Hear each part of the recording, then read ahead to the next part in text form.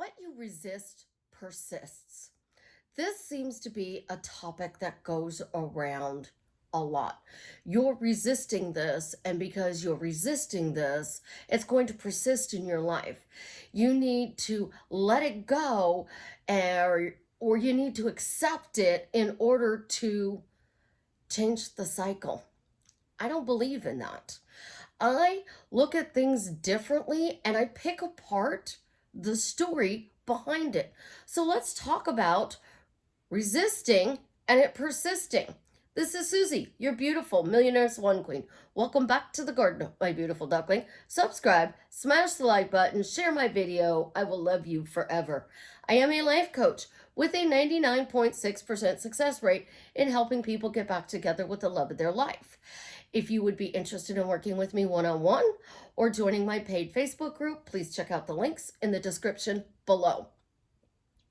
What you resist persists. I really, truly hate this phrase because it's telling people that there's a problem, you're broken, or you're broken in, that, it's the product of your thoughts and you totally created this. This is why I truly, truly hate the teaching of self-love and self-concept. And resist what you will persist comes right up there in the top three with self-love, self-concept, and resistance. You're not resisting anything. You're telling the wrong story. Here's what's happening. You have a problem and you need to solve this problem. So you're looking at this problem from a situation of what happened to you in the past. So for those of you who are intending to get back a specific person, you are looking at the love of your life and you are saying, he cheated on me. He was unfaithful, because all romantic partners are cheaters and unfaithful. They lie, they cheat, they hide their phones. I can't tell you how many people come to me and you're so obsessed with the third party and why he's doing all these wonderful things for the third party. If you are dating a girl, sorry, again, a little bit of a disclosure. I do it from the female perspective, so I always say he. Look at the little story I just told. I apologize to my duckling who is manifesting a woman, because I am a woman manifesting a man. That is being courteous. That is being kind. That is being loving. But you're taking what somebody did in the past and you are actually projecting it into your future. So the specific person that cheated on you, if they were not a good person, why do you want them back? Why do you want this person back who treated you like crap? Like, seriously, put it in the comments below and explain to me. When somebody comes to me and they totally tell me how awful the love of their life is, the first question I ask is, why do you want this person back? And they get all defensive. Well, I love them. Well, why do you love this person if they are a liar, a cheater, a user, a player? They take you for your money. They mistreat you. You're just F buddies. Why do you want them back? There has to be something about them when you first started dating that you truly loved about them. What is that something? Because that something made you feel good. But the last person you dated before them didn't treat you so good. So that person cheated on you, and maybe the person before you cheated on you, and the person before you cheated on you. As a result, this new person that you met, you were waiting for that problem to arise. So that's what self-love does. You're broken. You need to feel worthy and deserving. So you need to run around and say, I'm worthy, I'm deserving. I'm strong. I am powerful. I'm beautiful. Those are great affirmations. Really, they're great affirmations. But it's trying to correct a problem. Self concept. It is you are assuming that you have to fix something about your life. So I need to change my self concept that I am an amazing person. Well, let me tell you something, Duckling. You are an amazing person. In case nobody's told you today, you are absolutely positively amazing. And there is zero wrong with you.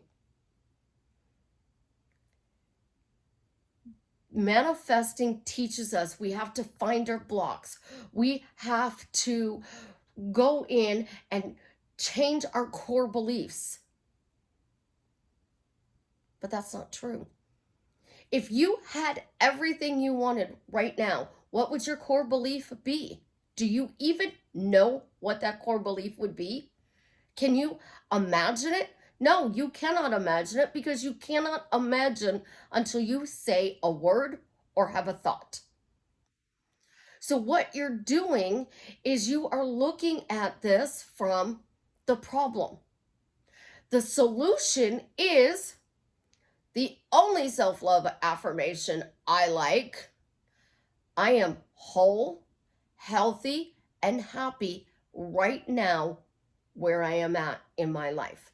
Right now, this very moment, I am whole, healthy, and happy. Because you're not broken. Your relationship self concept is completely different than your money self concept. Your relationship self concept says, all my partners cheat on me.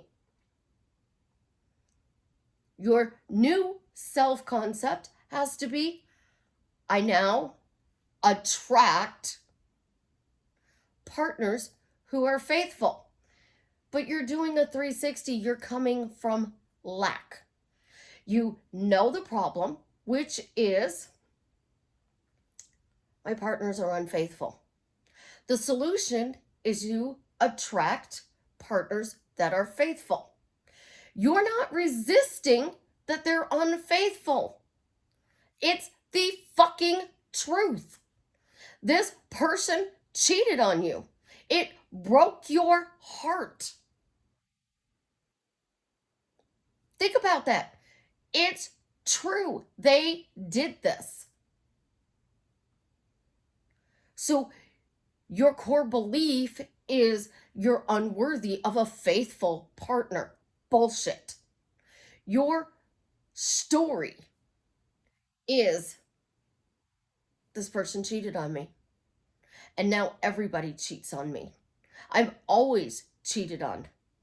Oh my God, I'm so unlucky in love. Think about what you're actually saying out loud to your best friends. Because I'm going to drill this in your head. I actually saw a post on this. Self-love and self-concept make you think that you have to fix something.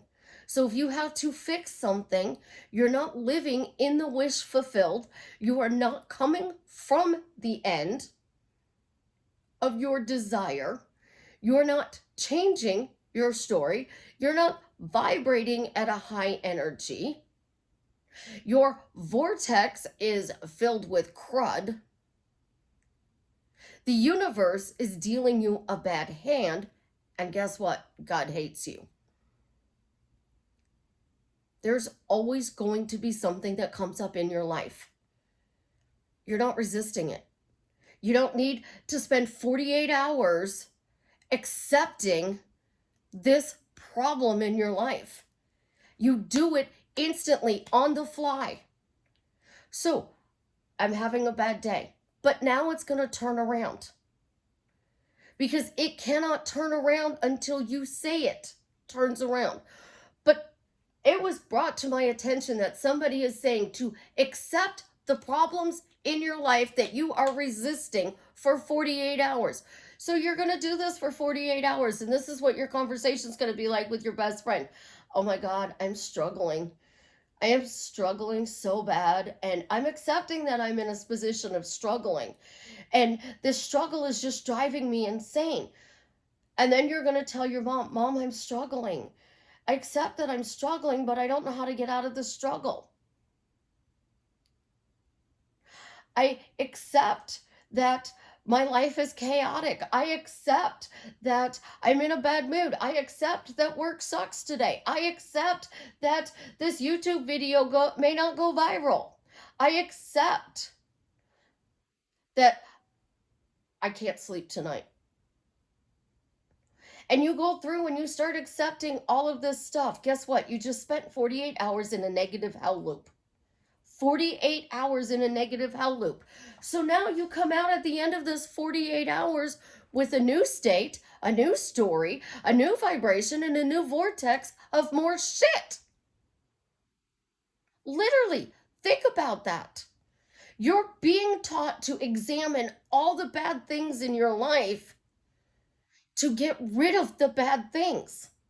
It's why a lot of people go through traditional therapy and it doesn't change their life. They spend 7 years on the couch. And no disrespect to my therapist, because I have an amazing therapist. I have two amazing therapists, but I've also had a number of non amazing therapists that wanted to talk the problem to death. And when I was in a good mood and I walked into the office and I sat down on their couch, how are you today? I said, I'm in a really good mood today. Well, why are you in a good mood? You have a shitty life. You shouldn't be in a good mood.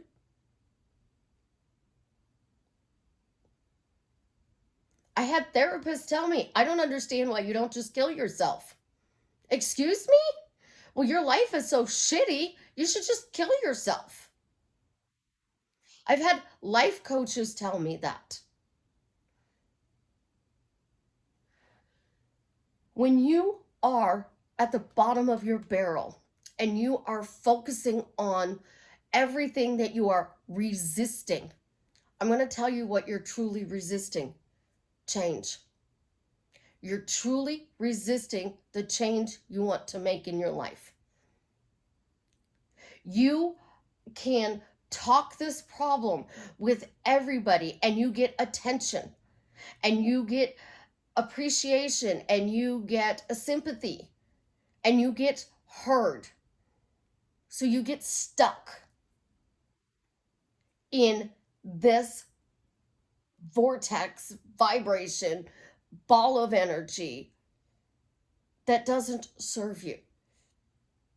So on the flip side, the reason my swan question says things are different, because different is a gentle word.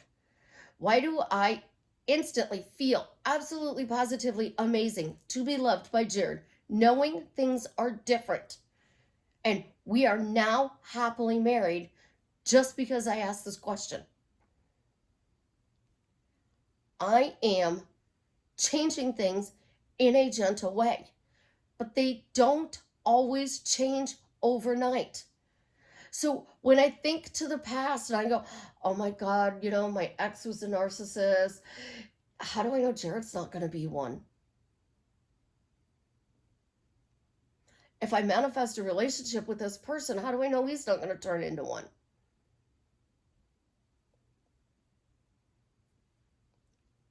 I'm projecting my ex onto Jared.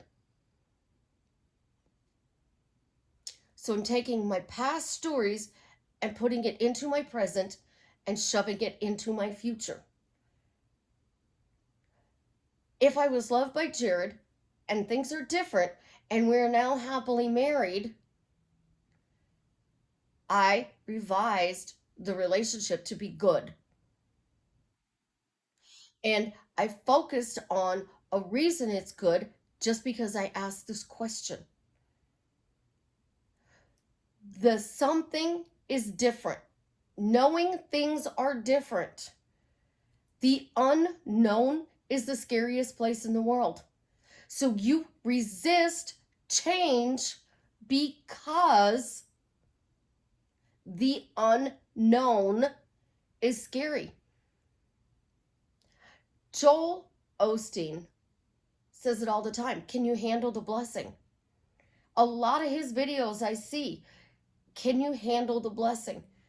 If things are different, can you handle that difference? Can you handle being happy? Can you handle being healthy? Can you handle being wealthy? Can you handle being rich? Can you handle being married to the love of your life and that relationship is good? Well, here's the thing. If the relationship is good, nobody wants to hear about it. If you're making money hand over fist, nobody wants to hear about it. If you beat cancer, kick ass, good job. How many life coaches do you go, because I was homeless and now I am this? I was vibrating at such a low energy and now I keep my vibration high all the time. The expectations we have are unacceptable and the unknown is scary. Think about this. You go to a new restaurant and you order something off the menu, and the person that you order off of the menu, you specifically ask, there's no condiments on this fried cheeseburger sandwich. It's not saying anything in here. So is it just fried cheese with the hamburger on a bun? And the waiter tells you yes. Puts your order in. The order comes out. It has lettuce, tomatoes, pickles, mayonnaise, ketchup, and mustard on it.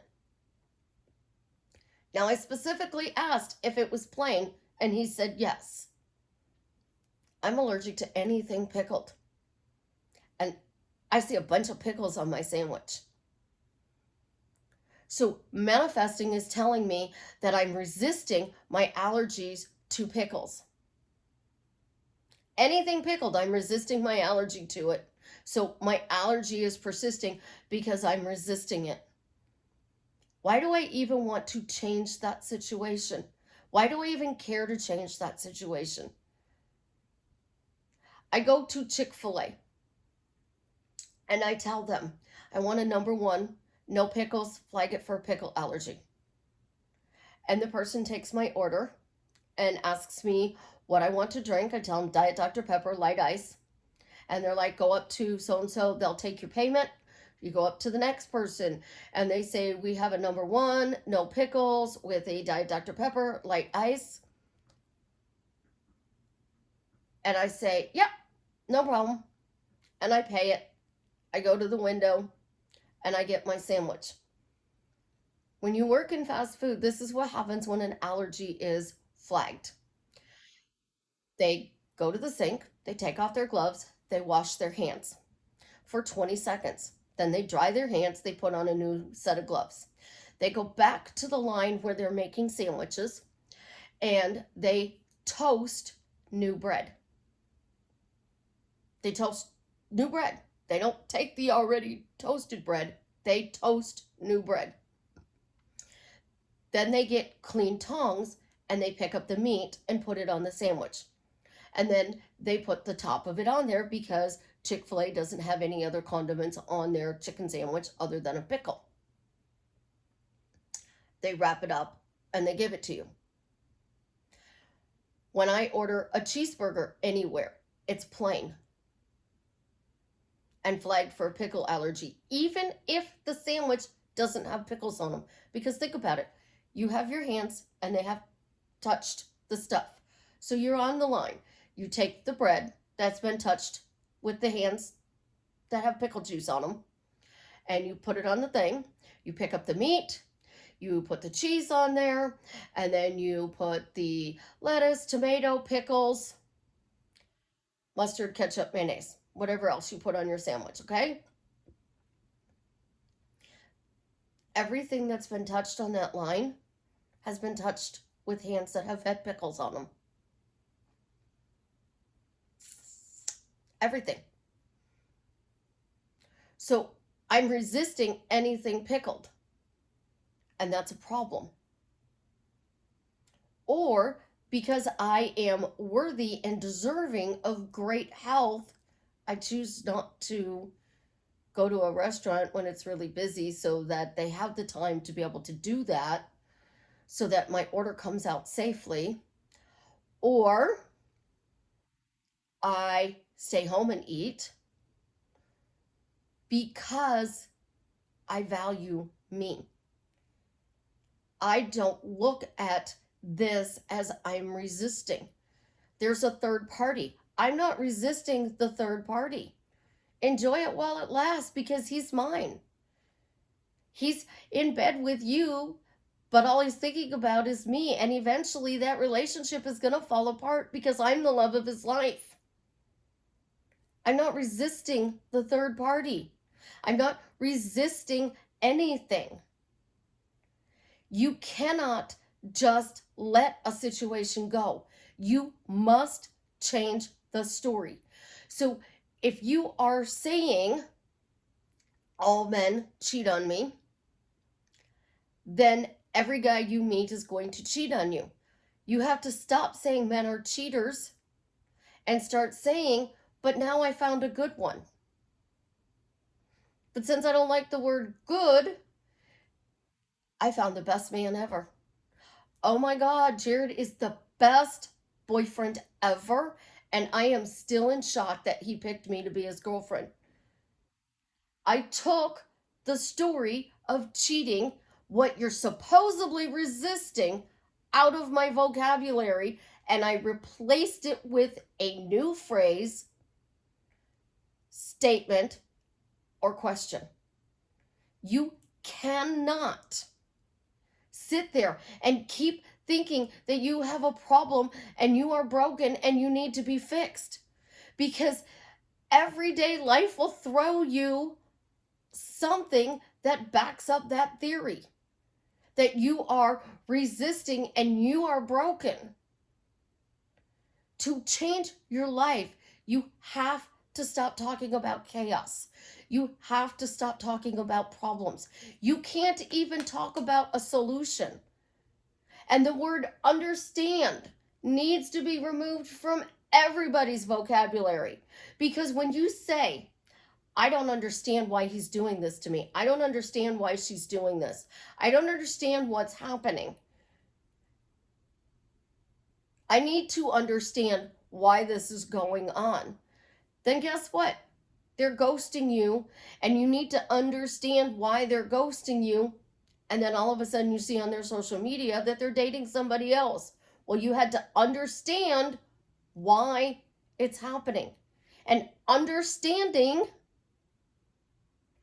is looking for the solution to what you think is a problem. Imagine yourself whole, healthy, and happy right now, because that's what manifesting is teaching you. I am whole, healthy, and happy.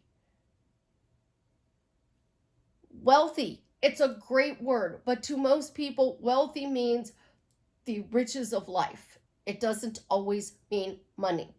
To a very wealthy person who has a shit ton of money, they're going to tell you that money is great to them.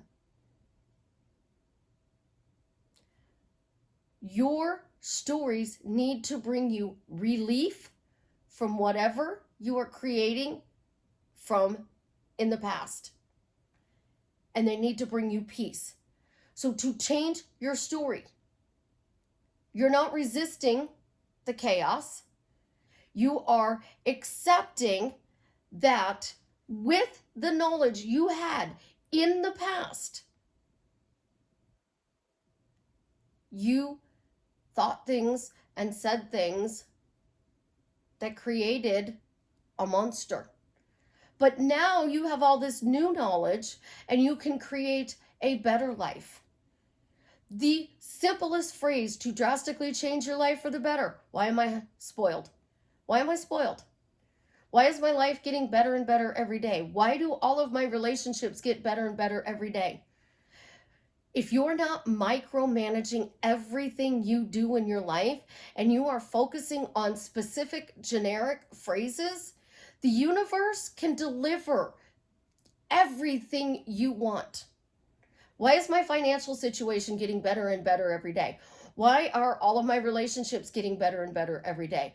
Why have I always been a money magnet?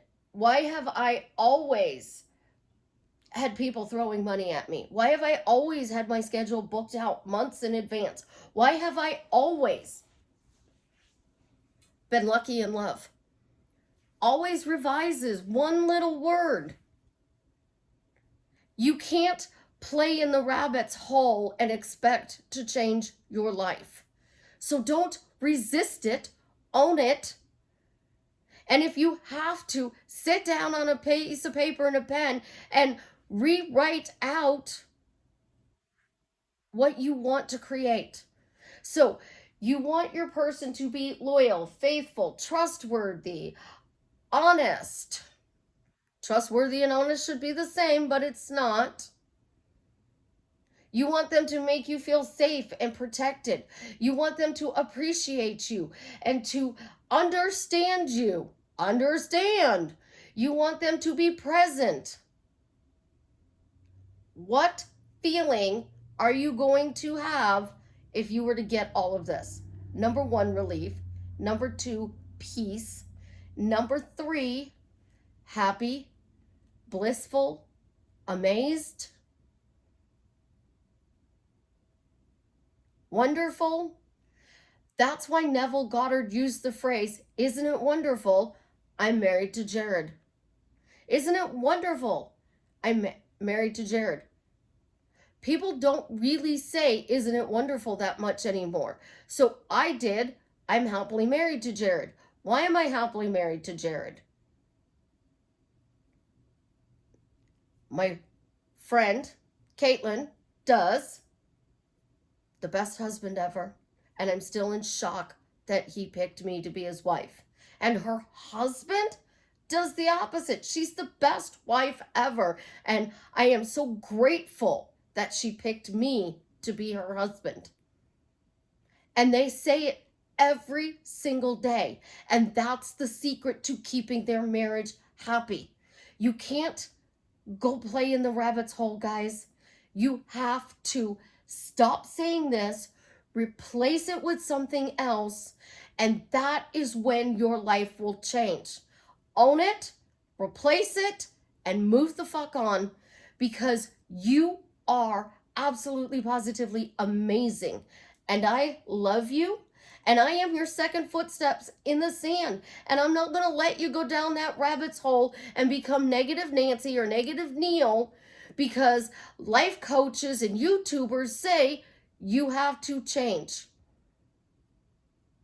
your core beliefs, your self-love, and your self-concept in order to have a happy life. You don't. Because if you did, my 400-pound friend wouldn't date bodybuilders. My bodybuilder friend wouldn't be making women fall in love with him in 48 freaking hours. It's the story they both tell, that they can do this. It's simple, easy, and effortless.